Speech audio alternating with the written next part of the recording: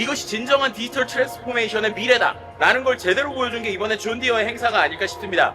존디어 하면은 우리가 이제 오토노머스 트랙터만 생각을 했는데 이번에 놀랍게 총 4가지 제품을 공개를 했습니다. 거의 대부분의 것들이 나왔는데 첫 번째로는 자동화 트랙터가 2세대로 나왔고요. 두 번째는 올차르드, 그래서 농장의 자동화 시스템, 세 번째로는 채석장의 자동화 솔루션, 그리고 네 번째로는 잔디 관리에 대한 자동화 기계였습니다. 이 4가지 모두 특징이 뭐였냐면 일단 100% 자율주행이라는 거고요. 두 번째는 모두 다 전기로 움직인다라고 하는 것입니다. 그리고 이것들이 다 전부 다 커요. 그래서 이번에 CT에서 말했던 이 모빌리티의 사이즈가 얼마나 커지는지를 제대로 보여준 것이라고 볼 수 있을 것 같습니다. 실은요, 3년 전에 기본적으로 이 존디어가 자동 트랙터를 처음으로 이제 여기에서 이제 공개를 했었습니다. 그때 많은 사람들이 놀랐는데 이번에 이거에 대한 2세대 버전을 내가지고요, 조금 더 많은 공간을 자동화할 수 있고 또 그 안에서 전기로 돌아가는 것들을 보여주게 됐습니다. 두 번째부터가 더 놀라웠는데요. 두 번째로 실제로 캘리포니아에서 수많은 우리가 말하는 너트를 따는 데들이 있잖아요. 근데 그런 데들에서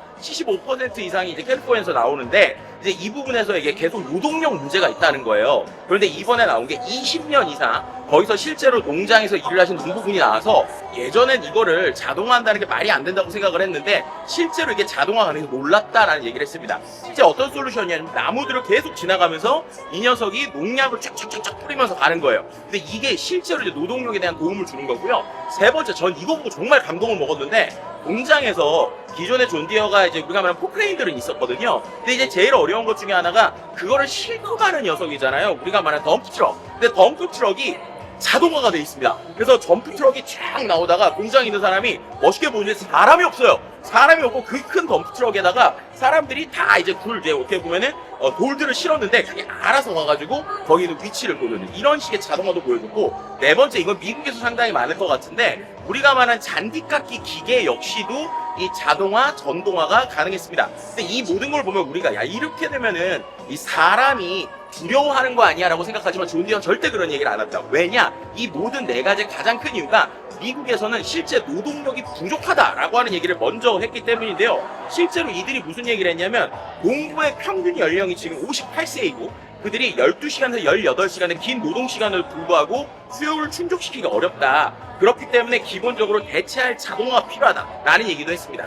또 숙련 노동자들도 상당히 부족하기 때문에 이것은 사람을 줄이는 일이 아니라 오히려 우리에게 노동력을 높여주고 실제로 자동화를 통해서 우리의 생산성을 높인다라고 하는 어떠한 변화에 대한 것을 보여줬습니다. 그래서 총 4가지의 모델들은요, 결국에는 지구를 살리고 또 우리에게 필요한 니즈를 충족시키면서 인간을 더욱더 이롭게 하는 이런 기술의 발전이라고 볼 수 있을 것 같고요.